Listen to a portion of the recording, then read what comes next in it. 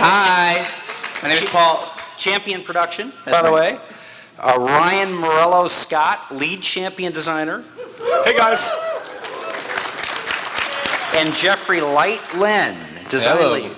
Okay, so it's a little bit of a game show here, guys. So I'm going to ask some questions, and some of these, they don't even know what they're going to be. They just came from the community, and if they're surprised and Brandon doesn't want them to answer them, tough. They're going to have to answer. So let's cue it up, man. Let's get the first question. Okay, Summoner Fire asked, is it a long-term goal to make all champions viable for competitive play? Who wants that? Yeah, I'll go ahead and get started on that. From a long-term perspective, yeah, absolutely. But one thing that's more important when we develop a champion is to make sure it's fun and interesting first, right? So, you know, maybe like Zyra or Diana might be a little too strong when they came out, but what are you talking about? I like him.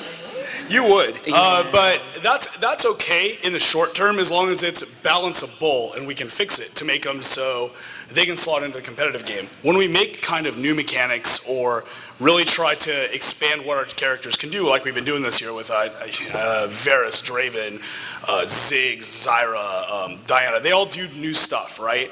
When we do that, we don't already know how to balance those kinds of characters, right? We don't have characters who are exactly the same in the game, so sometimes we're a little off. But over the long term, it actually becomes easy to balance these characters if they're bringing something new and unique to the table. They can kind of slot in their own special sweet spot or have a niche matchup or something they can use. Okay. Did that make sense to you guys? Excellent. I knew it did. Okay, so what new and different ideas do you want to implement for Season 3? Okay, I can talk a little bit about this one before these dudes jump in and punch me in the face. Overall, we're going to continue to kind of push the envelope when it comes to, in particular, champion design. You know, as Morello was saying, kind of since Ziggs, we've really put ourselves to a challenge to make sure play patterns are really interesting. And also that the art, the theme, and the design really come together to make something super duper cohesive. I mean, the reason why Ziggs works is because he's a crazy effing Yordle with bombs who blows you up. It makes sense, right? I'll give you a counter example of one where I think we could have done better. Look at Rumble. Rumble is a Yordle in a mech suit, right? You're in a mech suit. You have a giant flamethrower and a giant fist. You should get into battle and punch the crap out of someone, right? He kind of looks like a tank, but he plays like a mage. Okay, you know, we're addressing that type of stuff. So I think you can continue to see that going into the future, as well as, you know, Season 3 Championship Series. Have you guys all heard about that? Yeah? I mean, this is pretty amazing. That was like 2 people. I know, it's like, what? Who does not know what this Season 3 Champion Series is all about? Raise your hand. Okay, it's quite up. So long story short, as you can see what we've been doing with competitive League of Legends, it's growing. If you go into our booth over there, you're going to see the best teams in the world from North America competing for a spot at our World Championships in Season 2 in October in Los Angeles. That's just the beginning. Next year, we're going to have salaried pro teams from North America, Europe, and Asia all competing regularly each week, where you will get to tune in on HD streams and watch like you would football or basketball. You get to tune in and see the top levels of League of Legends players play, right? This is pretty awesome. Hell yes. These guys, we're kind of helping them out so that they can focus on just playing League of Legends and training themselves to be the best and bring the best kind of entertainment to all of you summoners who are fans of this. So Season 3 is going to be rad because I don't think that's really been done outside of maybe Korea before, and that's unprecedented, and we're just super pumped to support that and do that.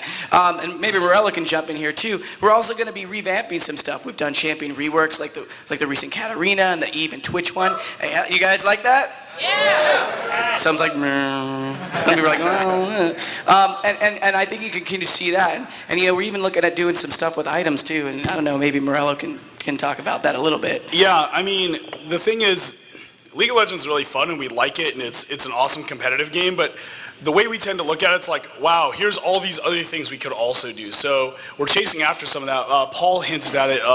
Items is kind of one of the things I think is not as fun as it needs to be. It works. It's not unbalanced, but you see very similar builds each game. You see, it's a lot of stats and not quite as much necessarily big items that do gameplay. And the items I'm kind of thinking of are like Shirelia's Reverie or Zhonya's Hourglass, or even like non-active items like Sheen or Ginsu's Rageblade. They change how you think. They change how you play your character, and they make you customize your build kind of to how you want to play. We want to see a lot more of that, and we want to kind of get rid of just the all you get is stats when you get more gold, but you get some stats and you also get new gameplay opportunities or different kind of ways you can play your character. That's something I think players have been asking for a really long time, and we just totally agree. It just turns out it is actually a lot of work to do, so it might be a little while, but we're working on that right now, and it's Zifris is on it, which makes, I think, a lot of people feel really good about that. So, cool. Yeah. Hey, and there could be some people in here, it's a big prize pot too for next year, so practice out. It's true. Yep. So, I'm not going to pronounce that name, but it's one of our users here. What are your favorite community-submitted skin ideas, and will they ever be put in the game?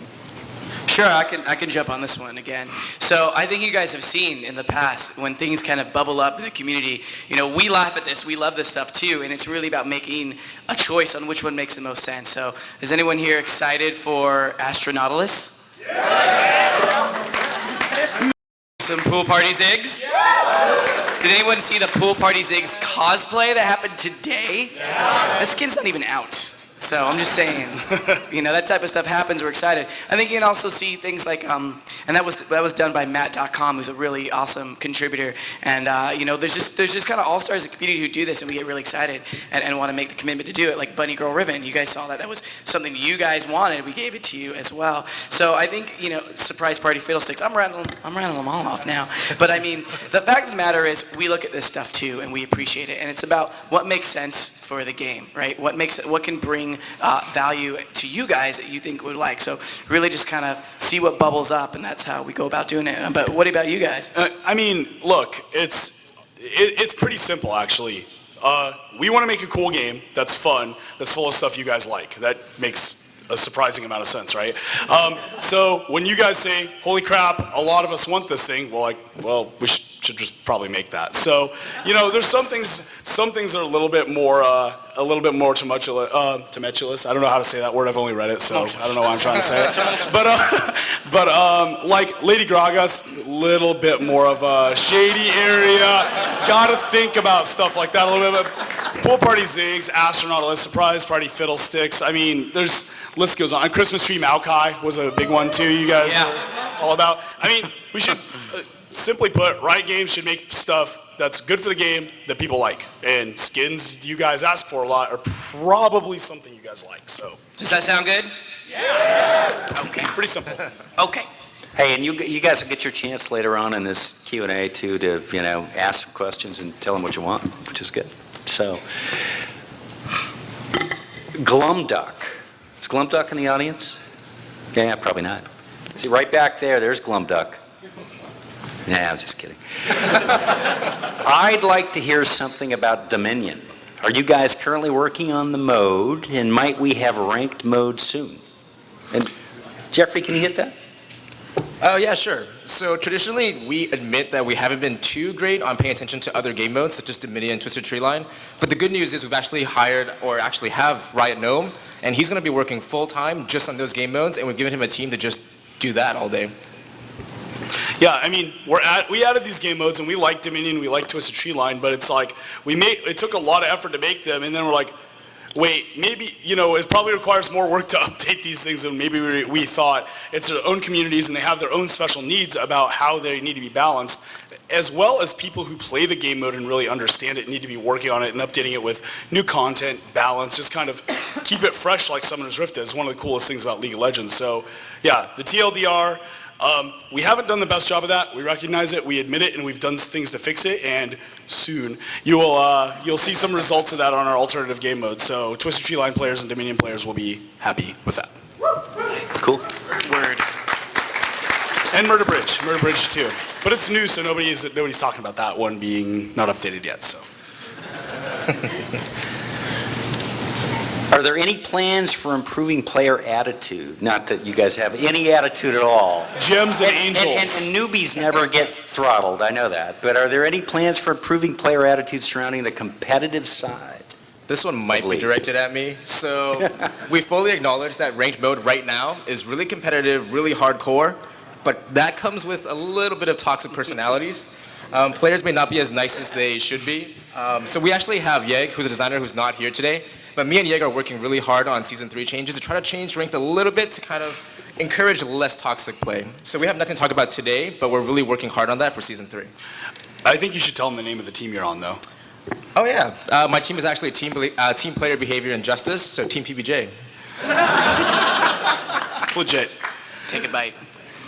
It's That's delicious. That's bad. That's really bad. There's some other things on the gameplay side we also want to do because there's certain gameplay elements that tend to bring out the worst in people that don't need to be there. Much like Jeff, I'm not going to talk entirely about that right now because it's still kind of experimental, but there's a lot of ways to attack this problem, and instead of going, players are just going to do whatever, it's not our problem. No, it is. Like, we make game rules, and that influences how people behave. If you didn't get XP for killing creeps, you didn't get gold for killing creeps, you wouldn't kill creeps. So why can't we manage player behavior outside of the game the same way we do inside the game with game rules? We should just do that. Okay. All right. Thank you. Although I can see it out there, some of you guys don't want that because you just love to hammer on people. No, they want it because they won't get banned anymore if that stops happening.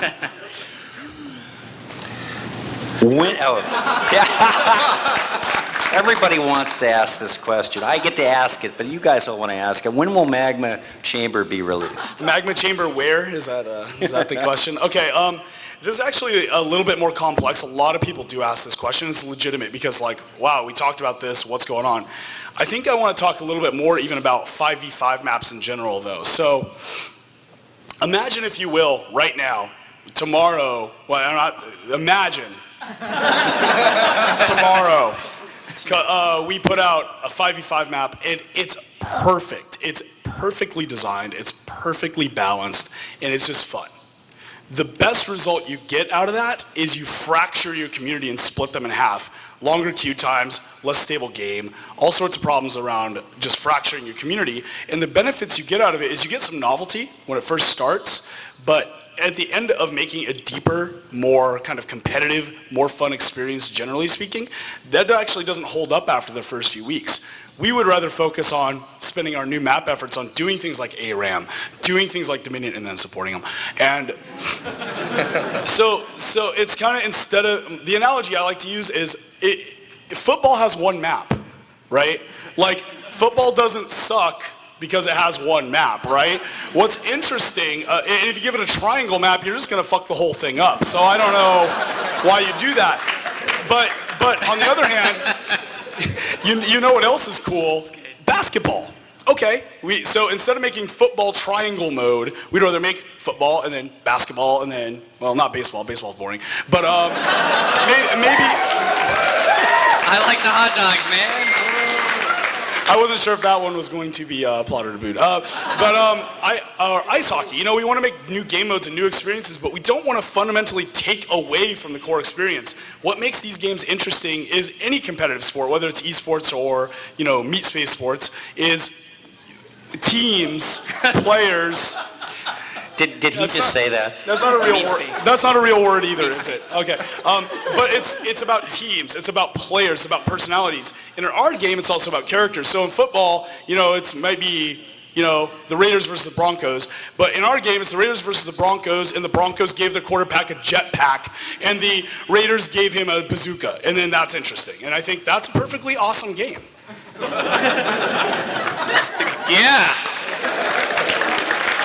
I got a little bit more for this. So, pulling into Riot history, if you look at Travis, sorry, it's been a long conference. If you look at Travis Volibear George's GDC talk earlier this year, Magma Chamber actually morphed into Dominion, right? The ideas that we thought were going to work for a magma chamber map kind of started to flesh out over prototyping into what became Dominion. And we learned a lot of lessons when we announced magma chamber. Lesson number 1, don't announce anything, part of my 14-year-old puberty. Pardon us. Don't announce a map with just an image and nothing you can't play. It's a pretty good lesson to learn. And when we did launch Dominion and we showed Dominion at Gamescom and PAX last year, you know, we had a video and you could see the footage. And then 2 weeks later, you could play the game, right? That's called growing as a company, right? We were really, we were kind of young and we're figuring some things out. So that's kind of the bottom line with the magma chamber, and we'll see what happens in the future, okay? Okay. One thing to add on that about the whole announcement lesson thing is it's actually hard because we do cool stuff and we get stoked about it and we were like, oh my God, I want to go talk about it. And, you know, we're kind of like, we can end up, especially me and Beleza, who is actually Ziggs, end up being a little bit kind of like get into 5-year-old excited mode and we're like, we want to go tell everybody, but we see what the results of that are. So we want to make sure until we have details and can actually talk substantively about anything. We did this with the Stealth remake as well. You know, everybody's Stealth reworkware and it's, you know, all you can do to dig your heels in and not tell everybody everything because a lot of it changed in development, right? If we said we did this and we didn't do it, you guys would be like, where's that mechanic? I thought that was cool. And even though there might be a lot of problems with it. So, you know, despite ourselves, we have to sometimes really hold ourselves back and talk about things when they're closer to being a reality. Okay, we're going to get to reality then, I think. Okay. And I think, Me? yeah, I think so. Okay. You know, so main inspiration for creating champions. Sure. So at Riot, we take inspiration pretty much anywhere. We have a really open policy at the company. Anyone could submit ideas for champion. The champion team is a really big, talented group of people: artists, designers, programmers, particle artists, audio dudes, QA people, etc. Anyone on the team can contribute, but anyone at the company, at all the Riot companies, you know, including our European office, Korean office, they can contribute ideas. And so team is really looking for when we look for ideas for new champions is what is a nugget, something that like we can take with and run away and do something really cool with. An example was Yorick. Yorick came from one of our guys in player support. His name's Bear, and he had this cool idea for like an Undertaker champion. He actually drew a pretty cool picture, but we're like, all right, well that guy looks a little emo, so we're gonna put some steroids in him. No, I'm just kidding. Like, you know, it inspired one of our concept artists to go bananas. Other examples are sometimes a prototype comes out and it's just so much fun. We go, we have to make this.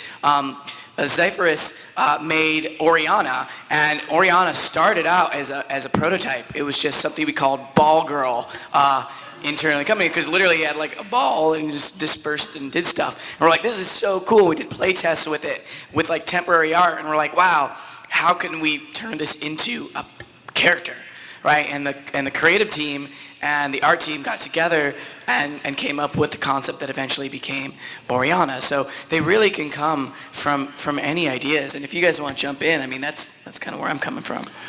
Yeah, I think another good example is Diana was born out of a story, right? We wanted to tell a story with one of our characters, and Diana kind of ended up being created out of that by just like saying, what are some interesting or undeveloped stories in our games? Let's start there. Draven actually was a personality before he was anything. We were like, we want a cocky asshole.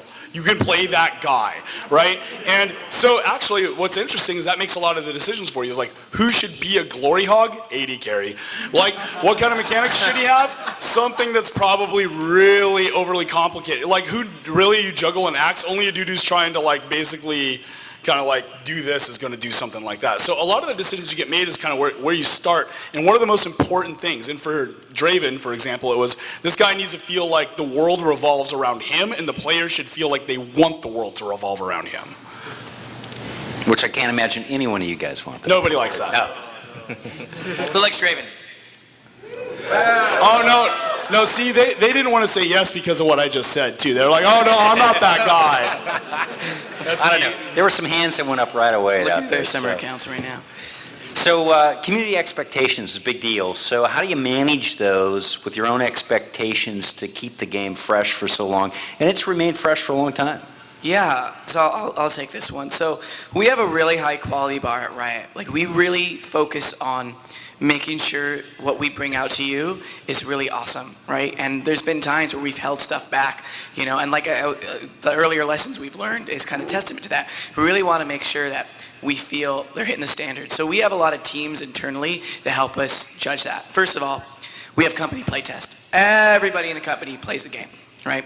And they all give feedback on new characters, skins, features in PvPnet, etc. So the company is really attuned. It's actually something we kind of hire for, you know, cultural, as a gamer, as people who are fans of League of Legends, to make sure we all kind of on the same page in terms of what we want to bring. A lot of people that we've hired are actually people from the community itself, you know, so we're actively kind of creating this culture that goes, this is where League of Legends need to be. We also have teams like our Life Balance team where all they do is play the game and make adjustments to where we think power levels are, right? So we're looking at what pro players are doing. We're looking at data from all of the users across the world. We're looking at our own internal data and trying to make a call on what is the best and to bring out. So really, we're just trying to do the best we can there, and reading the feedback from you guys in the forums, on Reddit, in emails that we get is a way we gut check that, right? We release stuff and you guys are very vocal. And also, we get in the forums and we talk to you about it to the best that we can, right?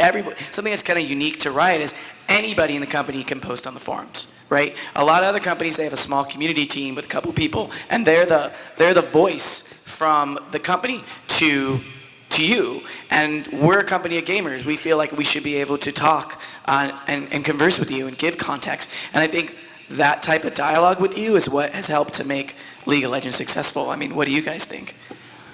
Jeff, maybe Paul brought up the data thing, which I think is really interesting, and you're like 500 times smarter than us about that, so you should probably, what do you think about the data and how we get that data? So data is pretty interesting. So what people don't know about Riot is actually we have teams, entire teams of PhDs, statisticians, data analysts, masters in degrees like aeronautics. So all these people, all they do at Riot is they dig into data all day long. We literally have piles and piles of data about everything you can imagine in the game. One little known fact is players tend to be toxic in like pre-game chat, for example. We can see that. So I'm not sure why you would use that to just be toxic. Other examples, though, like we use data for almost every decision we make. So we know that about, for example, 15% of our players, they visit the forums. But that's not representative of the rest of our player base. So what does the rest of our players actually think about our changes?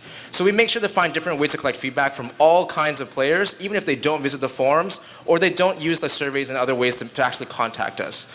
Basically, data drives a lot of our decisions to help the intuition that we have about certain decisions we make. So how do you get some of that data from the 85% that don't hit the forums? There's a lot of things that we do. So a lot of times, some people here might have received surveys directly from Riot Games. Have anybody received surveys like that? A couple of hands. They're all in the same area, too. We also have certain things we're working on to directly tap questions straight to you guys, like in the client. We want to ask you guys, like, hey, how is that match? So we're working on ways to collect feedback from you guys more directly in the future. One other thing that Paul touched on that I think is really interesting and unique about Riot, about how we kind of manage this, like, so I'm going to call out somebody, a Rioter in the audience right now, and he knows who he is over there. It's Chris Heinz is one of our guys who works with like public relations and things like that. In a lot of cases, that might be a guy who doesn't play the game that he works on or something in a lot of companies.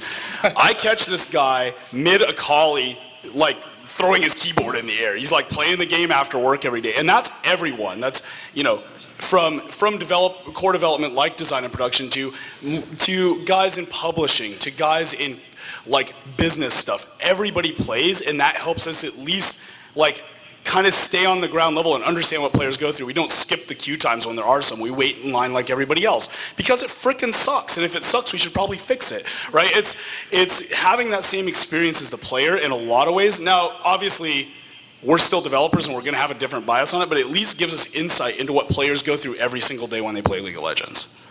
Cool. So, oh man, what's up with the bans for excessive reporting? And this is the key question: did it have a positive effect, or was it? So, how many players here actually enjoy playing with jerks? Oh, really? Really? Really? It's honest. Thick That's skin, true. maybe That's thick true. skin. So realistically, we did not actually ban for excessive reporting. So like Pendragon says it best, just don't be a jerk. So a lot of the players that we banned 2 weeks ago, they abuse the report feature excessively so. So these are players that we all know. So as soon as you give first blood, they're in chat already saying you're reported. And the rest of the game, every single mistake you make, you're being reported. They're gonna report you 10 times after the game and report everybody else for just being in that game with you anyways. This really happens. There's dudes who You're not actually joking. do that. So we actually found a player that reported every single player in his game for 55 straight games. So either everybody he plays with is toxic or he might be toxic. Why do you have to call me out, Jeff Lynn? We're in the middle of Canada here. Come on, man. This is why Morello can't play League of Legends more. So yeah, we didn't ban just for excessive reporting. For almost everybody in here, like just report players that you feel aren't good players in the game, experience-wise, in terms of personality, or they're being really toxic in language, or they're being racist. Report those players. Don't necessarily report players just for mistakes they make in the game, and just don't be a douchebag while you're doing it. Yeah. And I'm pretty sure you're gonna be fine. Yeah, this is I wanted this question. I did. Well, who added the shake? You know, 12-Finger Jim got this question, but I wanted this Darius shake. one. You know, Do it again. what is he doing here anyway? He's dunking. Yeah, he is dunking. Duncan something. So Darius is always a controversial balance subject. I'll get a little bit more into balance philosophy with it. Darius specifically isn't overpowered. Darius isn't causing actual balance damage to the game, but holy shit is that dude frustrating to fight against in a lot of cases, right? So this is something we need to go back and take a look at. For Darius's example, we want a straightforward warrior type who just goes at you and goes rah, rah, rah, and kills you, and it's everybody else's job to deal with him. That's a character archetype that a lot of people enjoy, and while everybody on the forums is yelling about it, for every 3 people yelling about it, there's 10 people playing him every game. So, you know, let's be fair, this is cool to a lot of people. But, you know, what we want to do is we want to retain kind of what I like to call Noxian bunny hop, where you just through all the guys, but make it so it has some more interesting counterplay afterwards, or make it so that he has a slower build-up time on his bleed stacks. Some things like that can make it so fighting against Darius makes you use your brain too, and gives you some options, and then Darius also can do big crazy stuff, but he has to work a little harder for it. Specifically, I think the problem of why Darius is so frustrating and is so called out in the game is he actually lacks some of the normal counterplay that we normally have between champions. League of Legends is really big on counterplay between champions, which is a kind of a designery way of saying when 2 people fight, they should interact with each other. It shouldn't be this guy pushes the button and this guy explodes, right? It should be like, okay, this guy did something. Now what am I going to do in response? Then what's he going to do in response? Then what am I going to do in response? And that's why we think our combat's actually like really interesting. And when you watch a team fight, you're sitting there like this the whole time. You don't know what's right away. Anything could happen in the middle of that fight, and that makes combat interesting. Darius is a pretty good example of where we didn't pay quite enough attention to that, and we're going to go back and do some adjustments on that. So, I'll believe it when I see it. Believe it. TM. Oh, okay, so I've got a cue here. I'm not sure what that means, so I want to make something up. And so I've got 2 mics right here. So if you guys want to hit the mics, we're going to have Q&A from the audience. And they promised me you can ask them anything. Anything at all. We'll do our best. there's no stealth rework where question at least this time, so I'm pretty safe from that. We're going to do this. We're going to go here first and just back and forth till we run out of time. And we also got our little swag elves running around here. We're going to be handing out some swag. Swag. Swag's always good. Swag. Swag. Swag.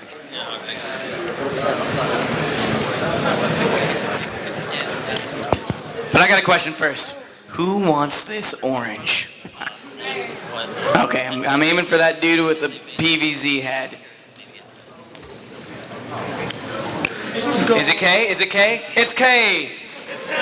See, he zigs. He's totally zigs. All right, guys, I got Okay. a question. What kind of interesting decisions as designers have you guys made to balance champions, maybe directly or indirectly? Interesting decisions. Qualify what you mean by interesting really quickly. Like maybe something that would be a little bit more indirect, like increasing like the speed of Oriana's ball so that she could do more damage, or decreasing that cooldown that you guys had recently, or different things like that that are maybe not as direct balancing. Okay, yeah, this is actually, we do this a lot, and these are always our most misunderstood changes every time, because I like to call them they're little dark arts of design, like, oh, damage buff by 10, nerf by 10. Everybody gets that, right? Like, that's pretty 101 stuff. You know, decrease the cooldown, increase the speed, added a global cooldown. Like, what the hell is that going to do? These are some dark arts changes that you can do to improve things like responsiveness and reliability that are hard to see on paper, and you have to play them to experience.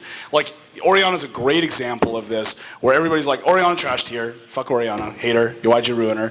And no, like, used in the EU regionals, used in the NA regionals, like, really strong now. It had the effect we wanted, but it's really hard to I think the decisions are actually something we have a good handle on, but I think the communication of those decisions is just really difficult to explain these kind of complex multi-tiered design changes that result in one thing really effectively with people who haven't sat down and been in every conversation with it. Cool. We're going to go here. Let's go this side. All right. What's your name, man? I'm Patrick. What's your summoner name? Cantankerous with a K. Oh, cool. Nice. Been playing since beta. Got your Word. original shirt from 3 years ago. Sick. I know. Anyways, I love what you guys have done with like spectator mode and drop-in spectator mode. Do you have any like further improvements that you're going to make specifically targeted at amateur shoutcasters like myself? Or is that something not really like on your radar at the time? Balance is a bit more important. I understand that. No, I actually disagree with that statement. I think that watchability and feature stuff like that is really important, actually. It's again a little dark arts, because something you only notice when it's not there, and once there, everybody's like, oh, this is cool, right? So unfortunately, I don't know, Paul, do you know anything about this? I'm not really well versed in this kind of stuff. I don't know of any specific plans, but I will say this, right? As we continue to support esports and League of Legends as a viewer sport for everyone to watch, we're going to do everything we can to support the community who watches, communities who do streaming, communities who want to do that stuff. I'm not saying we're going to make anything, but all I'm saying is we agree that there's more to be done there. So it's really about figuring out what we can do and then executing correctly on it. Imagine if we rolled out some half-assed, like, amateur spectator microphone system, and it sucks. Well, we're not going to do that, right? But we're going to look at what we can do and do the best we can. So I just danced around your question because I don't know what we're doing yet. So hopefully we're going to do something rad. Okay. Thanks. Hi, yeah. With Dota 2 almost almost releasing, how will Riot justify paying for champions when a perfectly similar game is offering everything for free? Sure. Well, yeah, I can talk about that a little bit. I mean, part of what's exciting about League of Legends is the fact that we release new content regularly, right? Like the game like literally, I think M5 said this in the EU regionals is nobody knows everything about League of Legends, and nobody is even doing half the strategies that are available out there. That's partially a result is how often we change and update the game with new content and balance stuff. You know, I guess in a game where you have like kind of more rock, paper, scissors or hard counter gameplay, you kind of have to make all the champions free, because if you don't have them all, you get dunked by some hard counter, right? Our game just kind of has more focus on kind of the counterplay stuff I was talking about earlier, where one champion isn't the difference between victory and defeat in competitive play. If you even look at our competitive teams, they all have specific stables and rosters of champions that they play, right? There's nobody up there just like, I can play any champion, any role, and I'm a pro, right? So, you know, it's probably more of a game design decision that would make sense to me if I was designing a game that had a little bit more of the rock, paper, scissors, hard counter thing. For our game, you know, to be frank, it's fine. It's cool stuff that you guys can either get for free by playing overtime, or you can say, I don't want to play overtime, and I'll buy it. And we think that's fine. Okay, cool. Hello, What's your summoner name, Summoner? I'm Donna the Dew. That's awesome. Nice. So my question stems from user-created content, and it comes from a lot of the bigger sites, and some of the esports community sites have been writing articles about like Curse and IGN Pro League, how if something doesn't get featured on the actual League of Legends client or site, or if it's not featured on the League of Legends subreddit, like doesn't make it to the front page, it doesn't do very well as the community. And what my question, I guess, is, are you guys doing anything to help support those kind of content stuff, like the shoutcasts, or like people are doing spotlights or something of that nature? And I mean, a lot of it falls on the community itself. Like, we need to be able to go to these sites, and if we like something, tell those people we support it. But I don't know if you guys are doing anything to help that. Oh, okay, looks like I've just had the X painter on my head.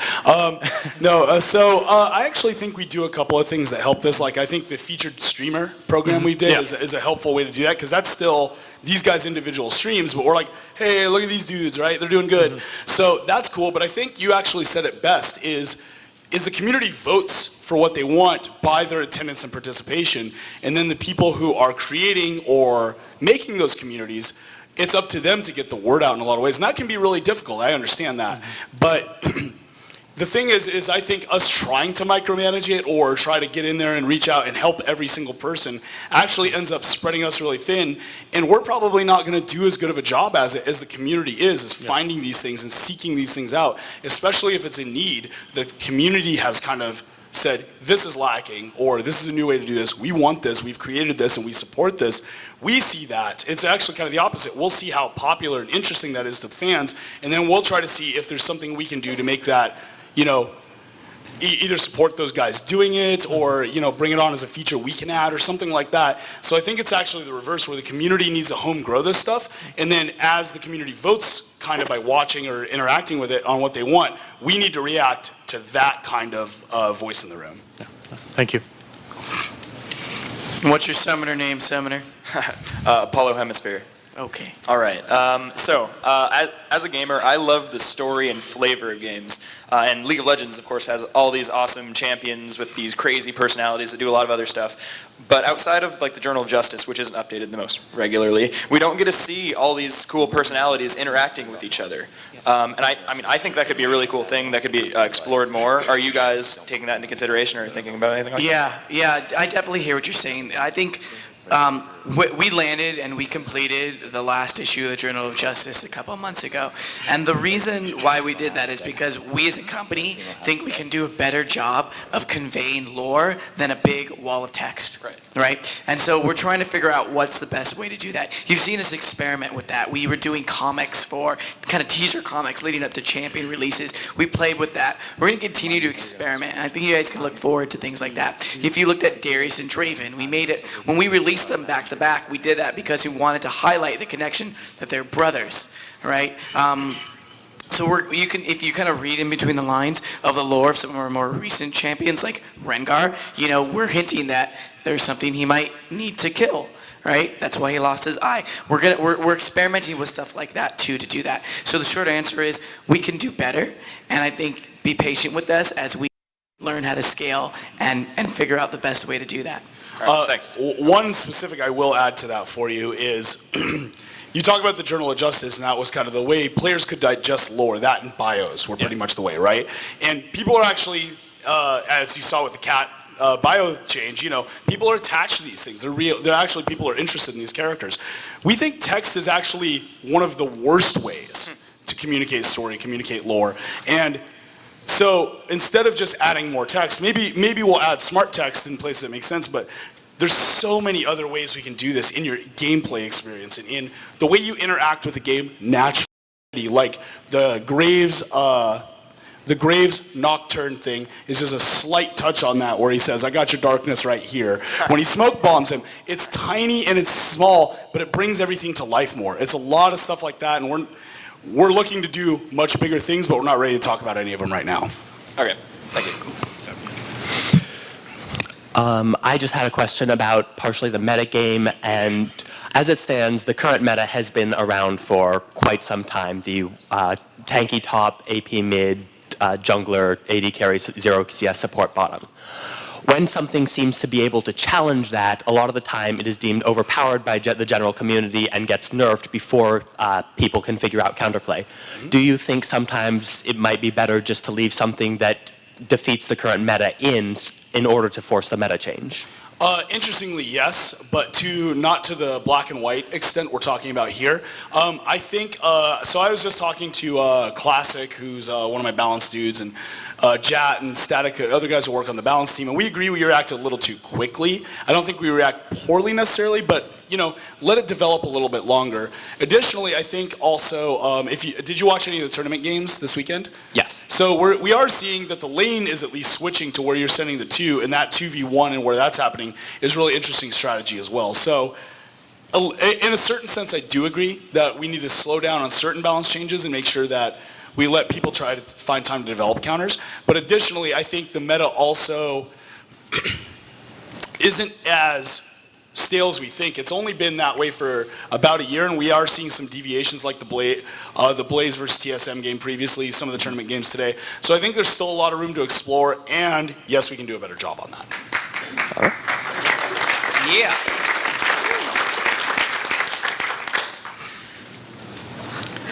Hello. Okay, good, it works. Full disclosure before I ask the question, I bought with RP all my Rune pages. Okay. But other summoners don't start with all 10. In fact, they need to progress and either spend with in-game currency or with their own real hard cash the extra Rune pages. I'm sure this question may have already been addressed in the past, but it always concerns me when I walk into a game with someone that refuses to play a role and then gives an excuse, well, I don't have a Rune page for that, sorry, I'm not going to play this time. Do you think it may be, or do you think that there's room to expand on any area to allow it to be easier for people to do this by maybe increasing the Rune pages to start with, or by reducing the price, maybe by IP or even by RP in the future? I'll take this one. So we've actually done a lot of data and analysis on stuff like Rune pages. It turns out that actually a lot of top players only have 2 Rune pages. It turns out that players who tend to use that as a crutch or use it as an excuse are trying to call your bluff a little bit. So far, we haven't thought about different ways to maybe acquire Rune pages or change the price on them. We have a new team, a new director of e-commerce, Mark Sotosanti. So he's reviewing all these things and trying to figure out, for the upcoming year, where can we expand, where can we upgrade, where can we improve these things. But at this time, we have nothing new to talk about there. Yeah, so Mark Sotosanti is the one that's doing all that, and he's a super smart guy. However, I don't think any of us have a really good idea on kind of like that thing. We have to kind of see what their analysis looks like, and then see what we'll do next. Hey, you were talking about unique play patterns earlier, and I was wondering how you feel about AD carries basically all having very similar itemization and very similar use of only their auto attack after about 30 minutes. Do you feel that that's, there's not enough distinction between the carries? I think the AD carry play pattern is a distinct play pattern of a class, and then how you change that up. I think, for example, we'd be hard pressed to argue that Varus or Draven, even though we're not seeing them in tournaments, have a they do auto attacking as a primary form of damage, and they hyper scale. But I don't think we would say they have similar play patterns to other AD carries. This is typically true in some of our older carries, I think. Itemization, I think, though, you're right, is where you get that from, and is why I said we're going to really take a hard look at the item system, especially coming up into Season 3. I'm not sure what the date is on that, but items are a lot of the problem there, and that's where we're going to be focusing our efforts. Cool. Good question. Yeah. Hi. With a game that's based around microtransactions like LoL is, how are you guys planning on deviating away from just producing hundreds and hundreds of champions? Wow, we've made hundreds? That's awesome. Well, not yet. Not yet. So how do you guys plan on making it still more fun to play without producing just tons of champions that you can't possibly balance around? Well, there's 2 parts to that I'm going to touch on. I think Jeff or Paul could probably add some more to this too.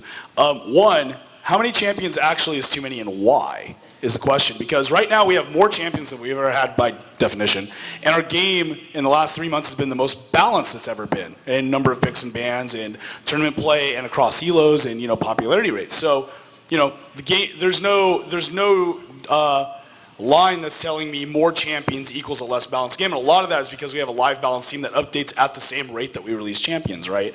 The second part to that is, this is a little outside of my wheelhouse, but I know this about it, is when we do things that are sell for RP, like skins or champions or stuff like that, we have to keep the same business philosophy of sell stuff that people want, let them buy stuff that they want, never make them buy stuff they need, and never pay to pwn, right? We're never going to do pay to pwn. It's ridiculous. We hate it. We'd all like throw our arms in the air and pitchforks and torches if that ever happened. But specifically on any of the other stuff, I don't know if you guys have anything to add there. I'll just add a little bit. So this will give me a little bit of a chance to nerd out. So if we actually present you like 1,000 different pictures, one after another, give you a couple seconds per picture, you can actually memorize all of those pictures and tell me, did I see this picture before or did I not see this picture before? So the question of like how many champions is actually too much, that's something we're keeping an eye on, but that's also something we're not really even close to right now. I'd argue also that every time we release a new champion, it kind of changes up the way the game is played. Whether we give a champion that has a playstyle that some people really like, and you need to learn to play against. It keeps it a little bit fresh, and I think that's part of the reason why League of Legends continues to be exciting. So you don't quite know what's going to happen, and you can adjust as opposed to doing the same thing over and over again. And I think you guys have responded with that by loving the game. So I think we're going to continue to support that for as long as it makes sense. And one additional thing on that, I think the one problem that is real about number of champions is when I'm a new player, how do I learn all these champions? And if I'm a player who used to play a lot and I took a break, how do I know what all these new dudes do and it's changed everything? We think there's a lot of ways we can address that problem. That's not necessarily number of champions. Like, wow, we don't even really do the best job of showing players while they're in game or able to look at this information when it makes sense to them, what a champion does, or at least have a basic understanding of how to play against it. So we'd like to maybe look at some of those problems first and then see where it stands as well. That's a good question. Good question. Thank you for that. Absolutely. I have a quick two-parter. My first one's directed at Morella specifically. Okay. After working so closely with Freak in your patch preview videos, would you call him cute or super cute? That's tough.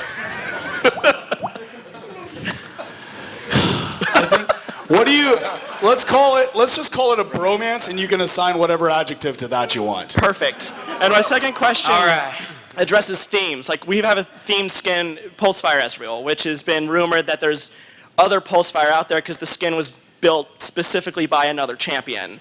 Can you guys tell us anything about other themes that will be cropping up like Pulsefire? Not it. Not it. Leave it to producer to make you cry. I crush dreams. That's my job. Just kidding. Okay, long story short, that theme, Pulsefire Ezreal, was very much an experiment. When we were originally going to release Pulsefire Ezreal, he was just like kind of a dude with a vacuum pack, And he was. And we're like, this is cool, but it could be better, right? So the team worked on it, and they're like, cool, we gave him some new animations, but what if we did this, which is let's make his armor change when you get to level 6. And they were like, well, why don't we do 12? And why don't we do 18? And why don't we do particles? And why don't we have a voice talk? We just kept on going crazy, right? Going crazy. And that was a unique experiment for us, and I think it was a successful one. Something that wasn't successful about that was the fact that it leaked on PvE way before its time, and it built some expectation around it, right? And we, what was it mean for like 9 months? Pulsefire where? Pulsefire where? Right? And we're just literally punching my face. Oh, when it's ready, right? And that's going back to one of the earlier questions is, we really like to show stuff when it's ready, right? So I think you can continue to see us experiment with new stuff because that was awesome, right? Like, did you guys like it? Yeah. Awesome. So, because we know you like awesome, we're going to continue to try to experiment. I have nothing to announce, but I will say that we are experimenting on things internally. Does that make sense? Thank you. Yeah, dude. Bromance pack champion. Okay, sorry guys, but PAX just gave us the high sign, so we've got one question that's got to be kind of short just to keep things moving. So you're the last one, and it better be good. Talking about female humanoid champions, a lot of them are very kind of physically cliche. They're very chainmail bikini sort of thing. Do you think there are any disadvantages to that, and why do you guys kind of return to that same form for female humanoids? I think you have an unfortunate panel to ask that question to, because that's something the visual guys should really be talking about. How we design silhouettes and how we design character shapes, that's all right in the wheelhouse of art. To me, that's something as a game designer I react to. I don't do a lot of things about that, so I'd love to have a conversation about that, but asking any of us is going to get an answer that probably isn't actually the real reason. So if you see any of the artists on the show floor up at the tournament, feel free to ask them. They may be able to give you some insight, but I don't think we can actually give you a... Look for Iron Stylus. Iron Stylus is here. Look for him. Yeah, everybody ask Iron Stylus. Yes, everyone in the audience go bug him. And say we sent you. Yeah. That's right. Cheers. Hey, It's a good question, though. The Academy wants to thank you guys. You need to thank the Riot guys here. They're very fully Thank you. No, thank you guys. You help make League of Legends awesome.